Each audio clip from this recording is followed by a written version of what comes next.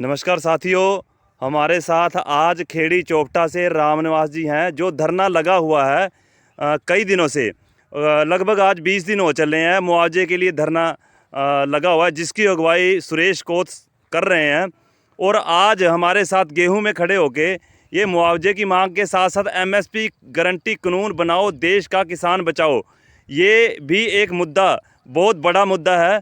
उसके उपलक्ष्य में आज रामनिवास जी से बात करते हैं। रामनिवास जी, जो ये धरना लगा हुआ है खेड़ी चोपटा में 20 दिन से, और पूरे हरियाणा के किसान इसमें भूमिका निभा रहे हैं, बड़े बड़े जो जमींदार भी हैं वो भी आके इसका समर्थन करके गए हैं। जो कल को दुष्यंत चौटाला अपनी रैली का जो मतलब वो करने वाला है, रैली करने वाला है, उसके बारे में आपका मतलब क्या मत है? कल हमारी नारायणगंज के अंदर किसानों की बहुत बड़ी रैली होगी और उसके अंदर महिलाओं भी और किसान लोग भी ज़्यादा से ज़्यादा संख्या में ट्रैक्टर ट्रॉलियों में भर के जाएंगे और वहाँ से फिर एसडीएम महोदय के वहाँ जाएंगे। दुष्यंत की रैली वहाँ नहीं होने दी जाएगी और इस मामले में पूरे तय दिल से आंगा लगा के तैयार हैं और यहाँ पर 20 दिन से डटे हुए हैं। और अगर आगे ज़रूरत पड़ी हम आगे भी लगातार ज़्यादा से ज़्यादा संख्या में बढ़ चढ़ के हिस्सा लेंगे और यहाँ पर रैली नहीं होने देंगे। बहुत है जी। विजेंद्र जी हैं ताऊ जी। ताऊ जी, ये जो दुष्यंत चौटाला कल को रैली कर रहा है, अगर वो मुआवजा का जो प्रावधान है वो किसानों के हक में भुगतान नहीं करते हैं, जो बाड़ी का गुलाबी सुंडी का जो मुआवजा रुका हुआ है, तो आप या ये जो रैली हो रही है उसको करने देंगे या फिर क्या समाधान करेंगे इसका? बिल्कुल नहीं करने देंगे। इसमें ये नहीं, हमारे वहाँ पूरे हरियाणा के किसान आएंगे और बड़ा ज़बरदस्त इस दुष्यंत को दिखाएंगे कि भाई ये किसान इतना दुखी है और तू कहाँ पर लुकता फिरता है, इधर उधर घूमता है, बातें करता है। और ये किसान का मुआवजा था, बाड़ी का जो नुकसान हो रहा है वो मुआवजा मांग रही थी, वो मांग है। और ये मांग कोई गलत नहीं है, ये एक जायज़ मांग है, प्राकृतिक की मांग है, प्रकृति मार है फसल ये जो हाथ में जो एमएसपी का ये पकड़ा हुआ है भी, एमएसपी गारंटी कानून बनाओ, देश का किसान बचाओ, जो एमएसपी का गारंटी कानून है ये कैसे किसान का भला कर सकता है और कब तक ये सरकारें अपनी नींद से उठेंगी, कुंभकर्णी नींद से उठेंगी और किसान का भला करेंगी? इसमें एमएसपी का जो मुद्दा है, एमएसपी गारंटी, इसके बगैर किसान जीवित ही नहीं रह सकता। अगर ये नहीं मिला तो किसान ऐसे ही चलता रहेगा, बर्बाद हो जाएगा, बिल्कुल ख़त्म हो जाएगा। नींद से उठेंगी और किसान का भला करेंगी।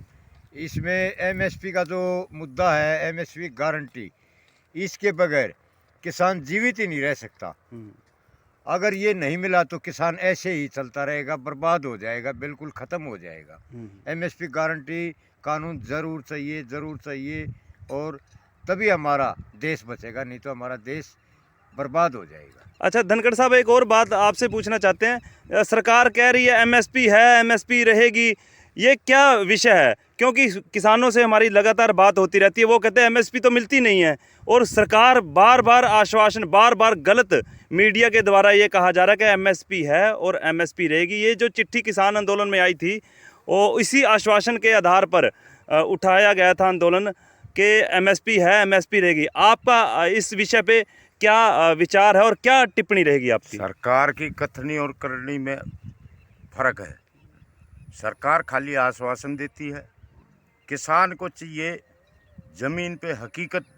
अगर भाई फसल तैयार है तो उसका दाम भी तैयार रहना चाहिए। ये नहीं भी नारा तो दे दिया भाई किसान का पसीना सूखने से पहले भुगतान हो जाए, लेकिन भुगतान होगा तब ना। अब जब मुआवजे के लिए 6 महीने लगे, 20 दिन से बैठे, जब सरकार अभी नहीं सुन रही, तो सरकार की नीयत और नीति में दोनों में अंतर होता है।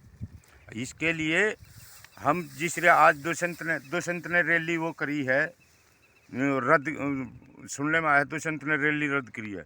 हम उसको चेतावनी देना चाहते हैं कि जब तक किसान के हक में फैसला नहीं होगा, हरियाणा में कहीं रैली नहीं होने देंगे। धन्यवाद। ये देखो जी, लहलहाती फसल है गेहूं की, आप देख सकते कितनी अच्छी फसल है, लेकिन इतनी अच्छी फसल होने के बावजूद 6 महीने किसान ने यहाँ बहुत मेहनत की है और इसको बच्चों की तरह दूध, जैसे माँ एक बच्चे को दूध पिलाती है, उस तरीके से इस फसल को पाला है और तैयार हुई है। लेकिन ये जब मंडी में जाएगी, एक और हमारे किसान देवता हैं, ये आके खड़े हुए हैं साथ में और अपना विवरण देना चाहते हैं। जी, ये 6 महीने लगा दिए, अपनी मेहनत खून पसीने की यहाँ किसान ने लगाई है, लेकिन ये बच्चों की तरह पाली गई है, फिर भी ये मंडी में जाते ही इसकी बेकदरी होगी, जो कहाँ ढेरियाँ पड़ी रहेंगी और इसका मोल भाव जो है कोई दूसरा जिसने खेत में कभी जाके नहीं देखा वो लगाएगा। ये क्या कारण है? ये तो जी सरकार की गलत नीतियाँ हैं, क्योंकि हमारी फसल है, हम पाला इसकी, इसका रेट में हमें तय करेंगे। इस चीज़ में तो है फायदा, नहीं इसका रेट और तय करेगा ना, फिर फायदा क्या है? ये हम बेटी टाड़ पाला इसको, बेटे की बेकदरी होगी, जो कहाँ ढेरियाँ पड़ी रहेंगी और इसका मोल भाव जो है कोई दूसरा जिसने खेत में कभी जाके नहीं देखा वो लगाएगा। ये क्या कारण है? ये तो जी सरकार की गलत नीतियाँ हैं, क्योंकि हमारी फसल है, हम पाला इसकी, इसका रेट में हमें तय करेंगे।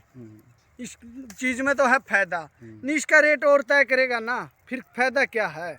ये हम बेटी टाड़ पाला इसको, बेटे की डाड़, 6 महीने लगे इस पर, बहुत दिन रात मेहनत करा। हाँ, दिन में रात न सांप कीड़ा कांडा का डर है, सारी रात अड़े खेत में पड़े रहो। हाँ, ये देखो चाबी पाने ये मोटर पे जा रहे हैं और अपना जो मोटर जैसे भी स्थिति रहेगी, ट्रैक्टर का जो है, कई बार ट्रैक्टर ख़राब हो जाता है, कई बार मोटर सड़ जाती है, कई बार सूखा पड़ जाता है, कई बार पानी का जो बहाव है बाढ़ आ जाती है, कई कारणों से किसान को झेलना पड़ता है अपने ऊपर सारी ये मजबूरियां और ये दबाव।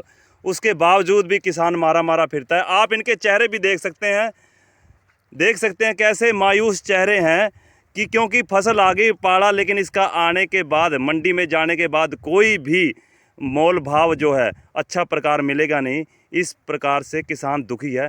मेरी सरकार से ये दरख्वास्त है और सुप्रीम कोर्ट से भी ये दरख्वास्त है कि किसानों के बारे में भी सोचना चाहिए, और देश का उत्थान तभी हो सकता है जब किसान और मजदूर का उत्थान हो। जय हिंद।